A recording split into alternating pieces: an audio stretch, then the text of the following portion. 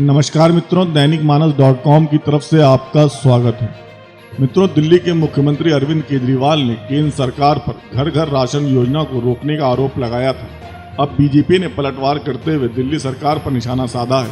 BJP के राष्ट्रीय प्रवक्ता संबित पात्रा ने कहा है कि केजरीवाल ने दिल्ली की जनता को बरगलाने की कोशिश की है। केजरीवाल ने राशन योजना पर झूठ बोला है। बीजेपी के राष्ट्रीय प्रवक्ता संबित पात्रा ने कहा कि केजरीवाल जी ने आज जो बातें रखी हैं कि मोदी जी दिल्ली की गरीब जनता को उनके अधिकार से वंचित रख रहे हैं और घर घर राशन योजना को रोकने की कोशिश कर रहे हैं, जबकि ऐसा बिल्कुल भी नहीं है। Modi ji national food security act और पीएम गरीब कल्याण योजना द्वारा दिल्ली के जरूरतमंदों को राशन पहुंचा रहे हैं। दो योजनाओं के तहत दिल्ली को अनाज का कोटा मिला है। गेहूं पर दिल्ली सरकार का 2 रुपए, केंद्र का 23 रुपए खर्च होता है। चावल पर दिल्ली का 2 रुपए और केंद्र सरकार का 33 रुपए खर्च होता है। दिल्ली सरकार किसी दूसरी योजना के तहत घर घर राशन भेज सकती है। मित्रों, बता दें कि संबित पात्रा ने आगे बताया कि मोदी सरकार ने दिल्ली को अभी तक नेशनल फूड सिक्योरिटी एक्ट के अंतर्गत 37,400 मैट्रिक टन अनाज भेजा और पीएम गरीब कल्याण योजना के अंतर्गत 5 जून तक 72,782 मैट्रिक टन अनाज भेजा है। दिल्ली 53,000 मैट्रिक टन अनाज ही उठा पाई है और इसका मात्र 68% ही वो जनता को बांट पाई है। तो आइए जानते हैं मित्रों इस वीडियो में कि संबित पात्रा ने पलटवार में केजरीवाल को क्या क्या जवाब दिए हैं। मित्रों, सब्सक्राइब करें दैनिक मानस को और दबाएं इस घंटे को, जिससे आपको हमारी सभी वीडियो सबसे पहले देखने को मिलती रहें। और जो सच्चाई को आपसे छुपाने की कोशिश की है, उस सच्चाई को आपके सामने रखूंगा।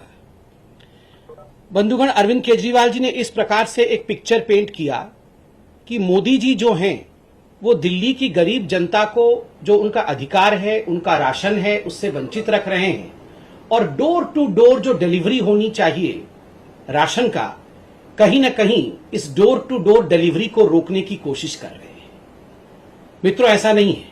हकीकत क्या है, पहले तो मैं आपको बताना चाहूंगा कि मोदी जी ने अर्थात केंद्र सरकार ने दिल्ली की लगभग 72.78 लाख लोग जो नेशनल फूड सिक्योरिटी एक्ट के अंतर्गत आते हैं, उनके लिए मोदी जी ने क्या किया है और क्या दिया है जहां तक राशन का संबंध है।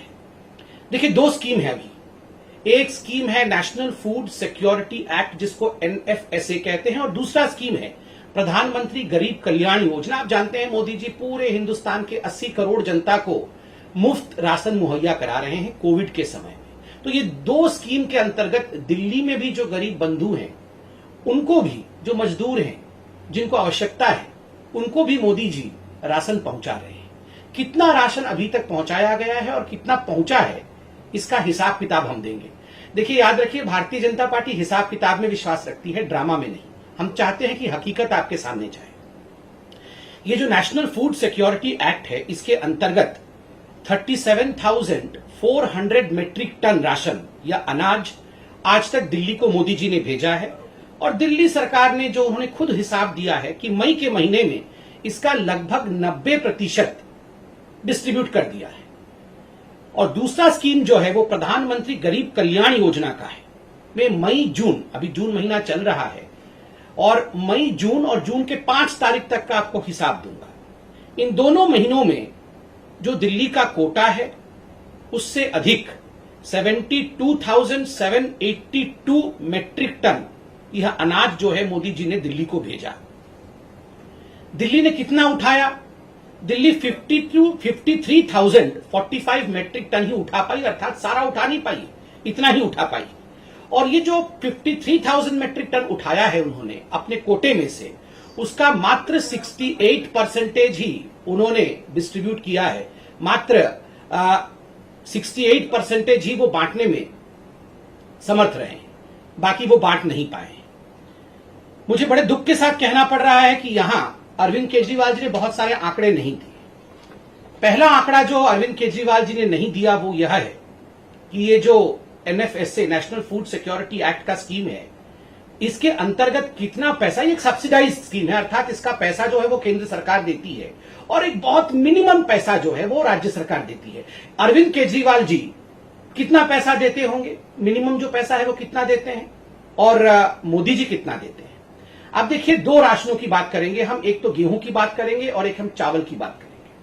जहां तक गेहूं का सवाल है, गेहूं अरविंद केजरीवाल जी मात्र 2 रुपए देते हैं और मोदी जी देते हैं गेहूं पे 23.73 रुपीज। कुल मिलाकर गेहूं का जो रेट है, मार्केट रेट है, वो 25.73 रुपीज है, जिसमें अरविंद केजरीवाल जी 2 रुपए देते हैं, अर्थात दिल्ली सरकार 2 रुपए देती है।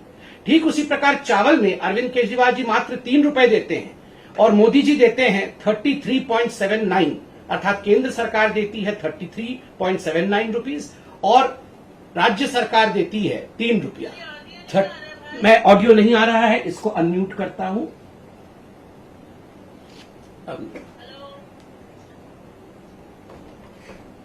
तो स्वाभाविक रूप से आप देखिए जो अधिकांश जो रेट है वह केंद्र सरकार देती है और एक बहुत मिनिमल अमाउंट जो है वो राज्य सरकार देती है, मगर उसमें भी जिस प्रकार की राजनीति हो रही है वो हम सब देख रहे हैं। बंधुगण, ये जो नेशनल फूड सिक्योरिटी एक्ट है, यह एक राष्ट्रीय स्कीम है, यह एक नेशनल स्कीम है। ये पूरे राष्ट्र में, पूरे भारतवर्ष में एक यूनिफॉर्म स्कीम के अंतर्गत काम करती है, यूनिफॉर्मिटी के साथ काम करती है, चाहे वो दिल्ली हो, चाहे वो उड़ीसा हो, चाहे वो बंगाल हो, चाहे वो कोई भी राज्य हो, हर राज्य में यूनिफॉर्मली काम करती है और कोई भी राज्य इसको डिसरप्ट नहीं कर सकता है। कोई भी राज्य का यह अधिकार नहीं है कि नेशनल फूड सिक्योरिटी एक्ट को बंद कर दे और अपने तरीके से उसी स्कीम में से स्कीम निकाले। देखिए, अगर अरविंद केजरीवाल जी वाकई गरीबों के बीच में इसके अतिरिक्त कोई राशन बांटना चाहते हैं और वो चाहते हैं कि वो गरीबों का कल्याण करे, इसके ऊपर कल्याण करे, तो उसके लिए अरविंद केजरीवाल जी राशन प्रोक्योर कर सकते हैं। जो केंद्र सरकार देती है उसके अलावा भी राशन खरीद सकते हैं और नोटिफाइड रेट में खरीद सकते हैं, अर्थात जो रेट मैंने आपको कहा उस रेट के अलावा भी, उस रेट के अलग भी, जिस रेट में बंगाल को मिलेगा, जिस रेट में झारखंड को मिलेगा, जिस रेट में उड़ीसा को मिलेगा, जिस रेट में उत्तर प्रदेश को मिलेगा, उस रेट में भी अनाज खरीद करके वो अलग से अपनी स्कीम चला सकते हैं। वो उसका कोई भी नामांकन रख सकते हैं, इसमें किसी प्रकार की कोई आपत्ति ना तो केंद्र सरकार को होगी ना तो किसी को आपत्ति होगी, दोनों मिलकर काम कर सकते हैं। मगर जिस प्रकार से वो ये दिखाने की कोशिश कर रहे हैं कि केंद्र उनको उनका स्कीम चलाने नहीं दे रही है, ये गलत है। दूसरा विषय है अरविंद केजरीवाल जी का ये जो स्कीम है, जो घर घर राशन वाला स्कीम है, उसमें एक जो बहुत महत्वपूर्ण बात है, उसको बड़ी चतुराई के साथ अरविंद केजरीवाल जी ने छुपा दिया। उसमें एक प्रावधान है कि आप ये जो राशन है, जो आप फेयर प्राइस शॉप में पाते हैं, उस राशन को दिल्ली के कुछ एजेंसीज उठा लेंगे और जैसे कि गेहूं है उसको आटा बनाया जाएगा और जैसे चावल है उसकी सफाई की जाएगी और इसके लिए कुछ एक्स्ट्रा चार्ज दिल्ली की सरकार लगाएगी। देखिए, नेशनल फूड सिक्योरिटी एक्ट में कोई भी एक्स्ट्रा चार्ज के विषय में नहीं बताया गया है कि कोई एक्स्ट्रा चार्ज कोई भी राज्य लगा सकती है। जो केंद्र के नियम है उन्हीं केंद्र के नियम के मुताबिक चलना पड़ेगा, एक्स्ट्रा चार्ज कोई लगा नहीं सकता है। मगर मुझे दुख के साथ कहना पड़ रहा है कि अरविंद केजरीवाल जी ने इस महत्वपूर्ण विषय कि गरीबों से वो कितना एक्स्ट्रा चार्ज लेना चाहते थे, इस विषय को अरविंद केजरीवाल जी बताते नहीं है। इस विषय को अरविंद केजरीवाल जी छुपा देते हैं और केंद्र सरकार ने स्पष्ट रूप से कहा है कि आप कोई भी केंद्र का जो कानून है, केंद्र का जो स्कीम है, उसमें एक्स्ट्रा चार्ज लगा करके उसे अलग तरीके से राज्य में रख नहीं सकते। तीसरी बात है, देखिए अरविंद केजरीवाल जी, आपने कहा कि आप गरीबों का भला चाहते हैं। One nation one ration card, पूरे राष्ट्र में एक राशन कार्ड हो, इसका प्रावधान केंद्र की सरकार ने किया था। बाकी राज्य इस काम को कर रहे हैं, आगे बढ़ा रहे हैं। मुझे दुख के साथ कहना पड़ रहा है बंधुगण कि दिल्ली की सरकार ने इस विषय को मना कर दिया कि वो one nation one ration card में आगे नहीं बढ़ेंगे और आज उन्होंने इस काम को आगे नहीं बढ़ाया है, जिसके कारण हजारों हजार जो मजदूर होते हैं, जो गरीब होते हैं, जो माइग्रेंट लेबर्स होते हैं, आज वो राशन से वंचित रह रहे हैं। जबकि यह प्रावधान बिना किसी पैसा खर्च के दिल्ली सरकार आराम से कर सकती थी। केंद्र ने इसका सारा प्रायोजन किया हुआ था और केंद्र ने बार बार चेताया है केजरीवाल जी को कि केजरीवाल जी, आप one nation one ration card इसको फॉलो करिए, इसको आप बनाइए। देखिए, अरविंद केजरीवाल जी कह रहे हैं कि वो घर घर जाके राशन देंगे और डोर स्टेप डिलीवरी करेंगे। बंधुगण, ये डोर स्टेप डिलीवरी सही व्यक्ति को हो रहा है कि नहीं, गरीबों के पास ये राशन पहुंच रहा है कि नहीं, ये कैसे मालूम पड़ेगा? उनका कहना है कि हम बायोमेट्रिक सिस्टम के माध्यम से जान जाएंगे कि डोर टू डोर डिलीवरी हो रहा है कि नहीं। हम आपके अंगूठे ले लेंगे, हम आपका कोई ऐसा बायोमेट्रिक निशान लेंगे जिससे कि ये जो हिसाब है कि सही व्यक्तियों तक पहुंच रहा है कि नहीं, वो हिसाब हमारे पास आ जाएगा। मगर यहां केंद्र की सरकार ने अरविंद केजरीवाल जी को रिमाइंड भी किया है, और मैं भी बताना चाहूंगा कि एक point of sale EPOS machine होती है। आपने देखा होगा, दुकान में आप जाते हैं तो कई बार उसमें कार्ड स्वाइप होता है, एक मशीन होती है जो इंटरनेट के माध्यम से कनेक्टेड होती है, और उसमें जो भी डेटा जाता है वो डेटा सरकार के उच्च अधिकारियों तक, सरकार के कंट्रोल रूम तक पहुंच जाता है। 2018 के अप्रैल के महीने से अरविंद केजरीवाल जी ने दिल्ली के जो 2000 फेयर प्राइस शॉप है जहां ये राशन वितरित किए जाते हैं, उन्होंने ये जो POS मशीन है, EPOS मशीन है, जो इंटरनेट के माध्यम से काम करते हैं, उन्हें बंद करवा दिया था, और सब कुछ एक हाथ की प्रक्रिया से, एक मैकेनिकल प्रक्रिया से आरंभ कराया था। तो आप बताइए, सही गरीब तक जा रहा है या नहीं, ये राशन उचित व्यक्ति तक जा रहा है या नहीं, ये कैसे मालूम पड़ेगा जब आपने POS मशीन ही बंद कर रखा है?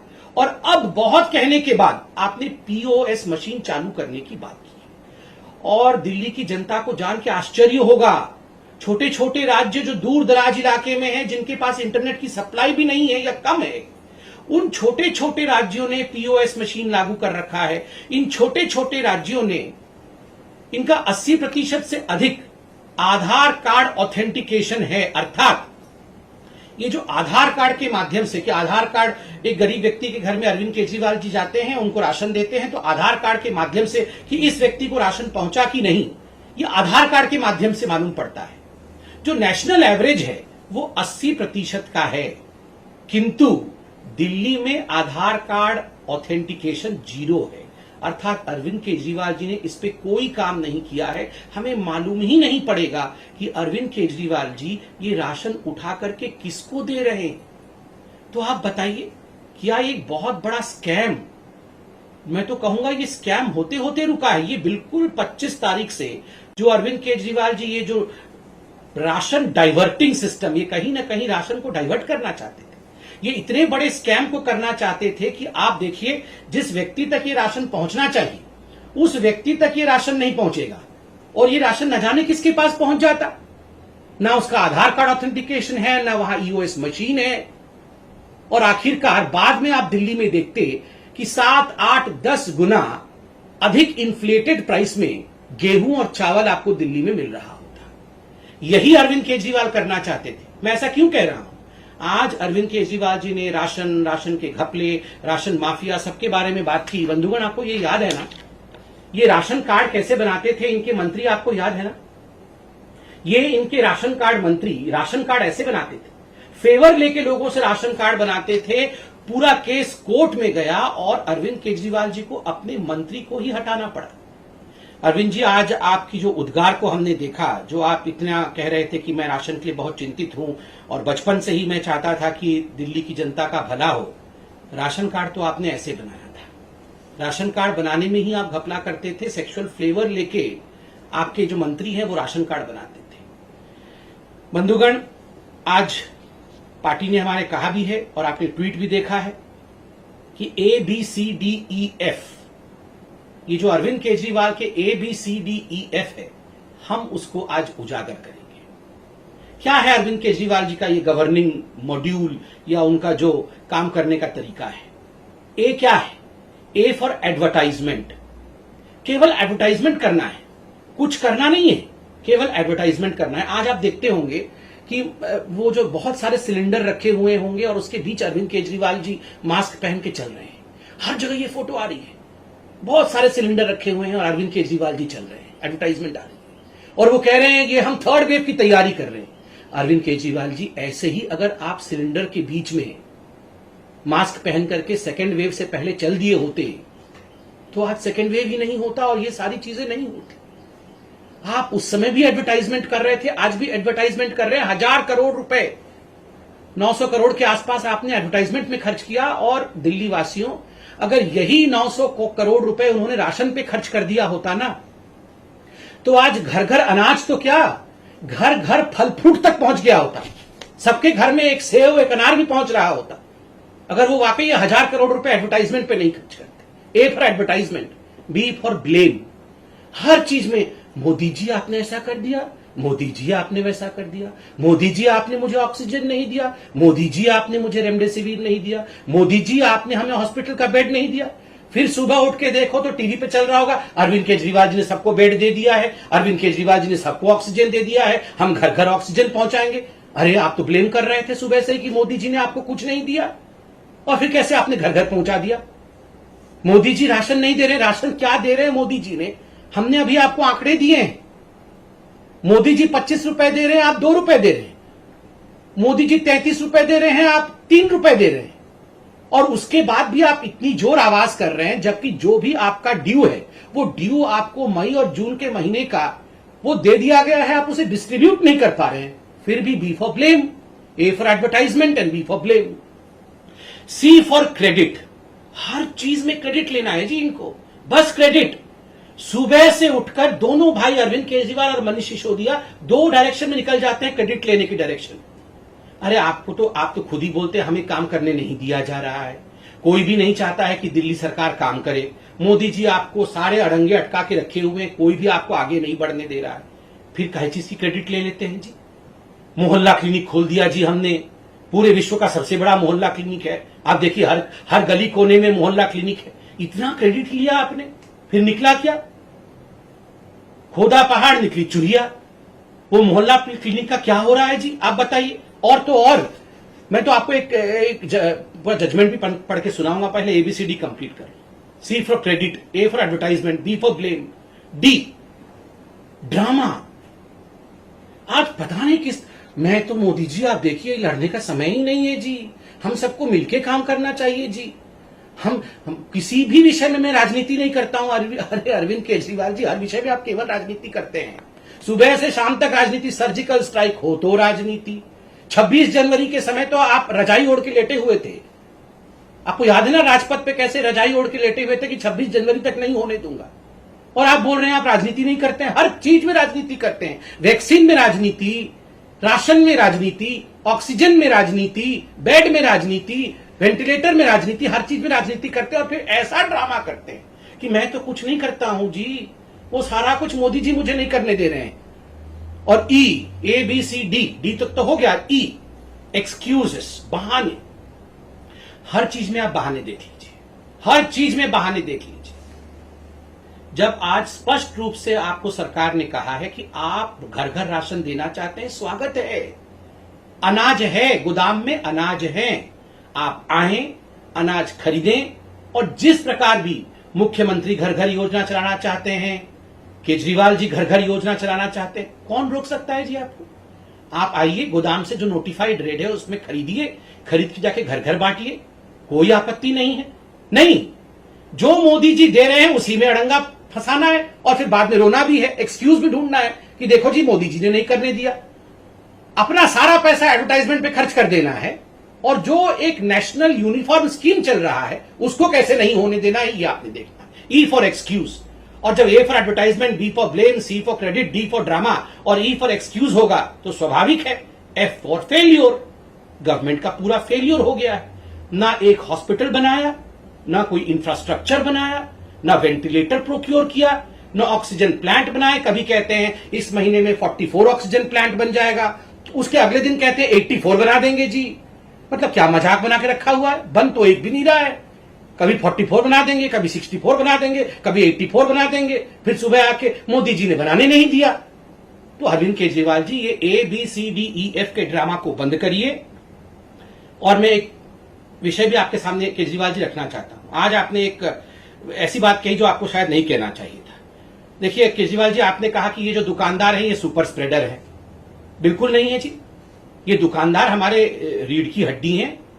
दिल्ली में जितने भी दुकानदार हैं, मैं तो उनके पैर को छू के नमस्कार करता हूं जी, बीजेपी तो उनके पैर को छू के नमस्कार करती है। ये दुकानदार हमारे बच्चों को हमें राशन देते हैं। कोरोना के समय बेचारे इतने दिन तक लॉकडाउन में रहे हैं, आप इनको कह रहे हैं कि ये सुपर स्प्रेडर है और ये हमारे बच्चों को मार डालेंगे। हमारे दुकानदार हमारे बच्चों को क्यों मार डालेंगे भला? आपने कहा कि माँ बाप दुकानों में आ जाएंगे और फिर माँ बाप को कोरोना हो जाएगा और फिर हमारे बच्चों को। आप डराते क्यों हैं लोगों को? क्यों डराते हैं? ये अनलॉक की प्रक्रिया तो आप अपने हिसाब से चला रहे हैं, ऑड इवन नंबर करके। फिर आपने ये स्टेटमेंट क्यों दिया कि ये दुकानदार जो है वो सुपर स्प्रेडर है? कोई दुकानदार सुपर स्प्रेडर नहीं है। वो अपना व्यवसाय कर रहा है, कानून को पालन करके कर रहा है, मास्क पहन के कर रहा है, डिस्टेंसिंग के साथ कर रहा है। और दुकानदारों को गाली मत दीजिए। जो लोग बॉर्डर में बैठे हुए हैं, जो लोग वहां पर धरना प्रदर्शन कर रहे हैं, पुतले फूक रहे हैं, वो सुपर स्प्रेडर नहीं है। ये बेचारे दुकानदार जो है ये सुपर स्प्रेडर बन गए। मुझे लगता है इस प्रकार की भाषा का प्रयोग अरविंद केजरीवाल जी को बिल्कुल नहीं करना चाहिए। और देखिए अरविंद केजरीवाल जी, आज तो मैं धन्यवाद देता हूं कि जिस प्रकार से केंद्र सरकार ने एक बहुत बड़े स्कैम को होने से रोक लिया, बहुत बड़े स्कैम को होने से रोक लिया। और वो स्कैम था कि आप ये सारा का सारा जो गोदाम से डाइवर्ट करने वाले थे अनाज गरीबों के नाम पर, और इसका स्कैम करने वाले थे, आज वो स्कैम होने से रुक गया है। मुझे लगता है ये दिल्ली की जनता के लिए बहुत राहत का विषय है। सर, आप राशन की बात कर रहे हैं, पर ये बार बार होता रहा है कि अरविंद केजरीवाल ने ये भी बोला कि उन्होंने एक बार नहीं 4 बार फाइल भेजी थी एलजी के पास, और एलजी चाहते तो उसको सिर्फ अप्रूव करके भेजना था और डिलीवरी हो जाती राशन की गरीबों को। सेंट्रल गवर्नमेंट बार बार इसमें अड़ंगा डालती है, काम नहीं करने देती। ये बार बार उनका हमेशा से वो एलिगेशंस लेवल करते रहे हैं, बट लोग जो है उनको आम भाषा समझ आती है। उन्हें समझ आता है कि दिल्ली गवर्नमेंट ने एक फाइल भेजी, एलजी ने उसे रिफ्यूज कर दिया, तो ये नहीं देना चाहते। टेक्निकलिटी इसमें हालांकि बहुत होती है। तो कैसे बीजेपी इंश्योर करेगी कि फैक्ट्स एकदम लोगों के सामने रखे, ताकि दूध का दूध और पानी का पानी हो? देखिए, अभी प्रेस कॉन्फ्रेंस करके बीजेपी ने पूरे फैक्ट्स को आप लोगों के सामने, अर्थात देश के सामने रखा है कि किस प्रकार से एक नेशनल स्कीम है जो यूनिफॉर्मली पूरे देश पर लागू होता है। हाँ, अगर इस स्कीम को आप ट्वीक करना चाहते हैं तो इसको ट्वीक नहीं कर सकते हैं, इसमें बदलाव नहीं ला सकते। आप अपनी एक स्कीम, स्टेट की स्कीम चला सकते हैं, जिसके लिए आपको नोटिफाइड प्राइस में जो अन्न अनाज के गोदाम में अवेलेबल है उसे आपको खरीदना होगा। उसमें किसी प्रकार की ना परमिशन की आवश्यकता है और किसी प्रकार की ना अड़चन होने वाली है। मगर आप अगर ये कहेंगे कि जो एक यूनिफॉर्म स्कीम पूरे भारतवर्ष में चल रहा है, उस यूनिफॉर्म स्कीम के साथ आप छेड़छाड़ करेंगे, और उस यूनिफॉर्म स्कीम में जहां चेक्स एंड बैलेंसेस और ट्रांसपेरेंसी नहीं है, आपके पास ना तो आधार की ऑथेंटिकेशन है, ना आपके पास पीओएस की मशीन है, और ना ही आप डिस्ट्रीब्यूशन सिस्टम में एक्स्ट्रा चार्ज क्या लगा रहे हैं ये बता सकते हैं, तो आप ये सब कैसे कर सकते हैं? और ये बिल्कुल एक बहुत वाजिब प्रश्न है जो केंद्र सरकार ने पूछा है। मुझे लगता है बिना उत्तर दिए अरविंद केजरीवाल जी को इस प्रकार से राजनीति नहीं करनी चाहिए। सर, एक सवाल मेरा है। अरविंद केजरीवाल ने कहा है वो 3rd वेव के लिए तैयार है। सेंट्रल गवर्नमेंट को हमेशा इंटरवीन करना पड़ा है जब जब कोविड की सिचुएशन दिल्ली में खराब हुई है। आपको लगता है बीजेपी की तरफ से क्या ये तैयारी रहेगी कि आप भी सेंट्रल गवर्नमेंट को आप अप्रोच करें, पहले ही 3rd वेव के लिए तैयार रहें? क्योंकि हमने हमेशा ये देखा है कि जब जब सिचुएशन खराब हुई है, दिल्ली सरकार हमेशा सेंटर की हेल्प उन्होंने सीख की है। आपको लगता है कि दिल्ली अब की बार 3rd वेव के लिए सही में तैयार है और उन्हें सेंटर की हेल्प की जरूरत नहीं पड़ेगी? देखिए, जहां तक दिल्ली का सवाल है, आज मैंने अपने प्रेस कॉन्फ्रेंस में भी कहा, अगर दिल्ली की सरकार अभी कह रही है कि वो 3rd वेव के लिए तैयार है, वो ऑक्सीजन प्लांट्स बना रही है, बेड्स बिछा रही है, वेंटिलेटर्स ला रही है, तो स्वाभाविक है 2nd वेव के लिए भी ये सब कुछ कर सकती थी, क्योंकि आज तो उन्हें कोई रोक नहीं रहा है। उसका अर्थ है उन्हें पहले भी कोई नहीं रोक रहा था। क्या कारण था कि 2nd वेव के लिए दिल्ली की सरकार तैयार नहीं थी, बावजूद इसके कि 2nd वेव की वार्निंग मोदी जी की सरकार ने उन्हें मार्च के महीने से पहले दे दिया था। 5-6 बार चिट्ठी लिख के केंद्र की सरकार ने अरविंद केजरीवाल जी की सरकार को चेताया था कि दूसरा वेव आएगा, उसके लिए आप तैयारी कर लीजिए।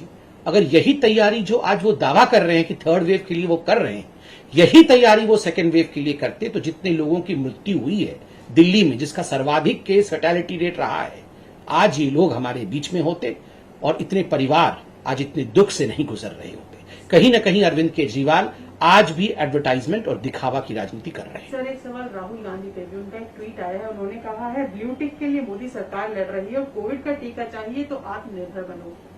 देखिए, राहुल गांधी जी मुझे लगता है केवल ट्विटर ही खेलते रहते हैं। राहुल गांधी जी के लिए ट्विटर पे ही राजनीति करना उनका राजनीति का सबसे महत्वपूर्ण विषय है, उनका सबसे बड़ा प्लेटफॉर्म है। हमें लगता है गरीबों के बीच राशन देकर, हमें लगता है जिस प्रकार से इतने बड़े वैक्सीनेशन ड्राइव को भारत की सरकार ने चलाया है वो अपने आप में एक बहुत ही प्रशंसनीय कदम है। सोशल मीडिया के प्लेटफॉर्म से बाहर रियल प्लेटफॉर्म में उतर करके काम करने की आवश्यकता है और हम तो सुझाव देंगे राहुल गांधी जी को कि आप इस प्लेटफॉर्म से बाहर जो कांग्रेस शासित राज्य है जिनमें घपले घोटाले हो रहे हैं वैक्सीन को लेकर, कहीं जमीन पे गाड़ दिया जा रहा है, कहीं डस्टबिन पे फेंक दिया जा रहा है, तो कहीं पर जो वैक्सीन सरकारी रेट पे प्रोक्योर किया जा रहा है वो आप प्राइवेट हॉस्पिटल्स को दे रहे हैं बेचने के लिए, प्रॉफिटियरिंग करने के लिए। वो इन विषयों पे जरा फोन उठा करके अपने मुख्यमंत्रियों से बात कर ले, उसके बाद ट्वीट करते रहे वो अलग विषय है, पहले फोन उठाकर बात। अगर आपको ये वीडियो पसंद आई हो तो नीचे कमेंट के माध्यम से हमें बताना न भूलें। अगर आपको ये वीडियो न पसंद आई हो तो भी हमें कमेंट के माध्यम से बताना न भूलें कि आपको इसमें क्या पसंद नहीं आया, और हमारी इस वीडियो को लाइक और शेयर करना भी न भूलें। हमारी इस वीडियो को देखने के लिए, अपना कीमती समय देने के लिए आपका धन्यवाद। शुभ दिन।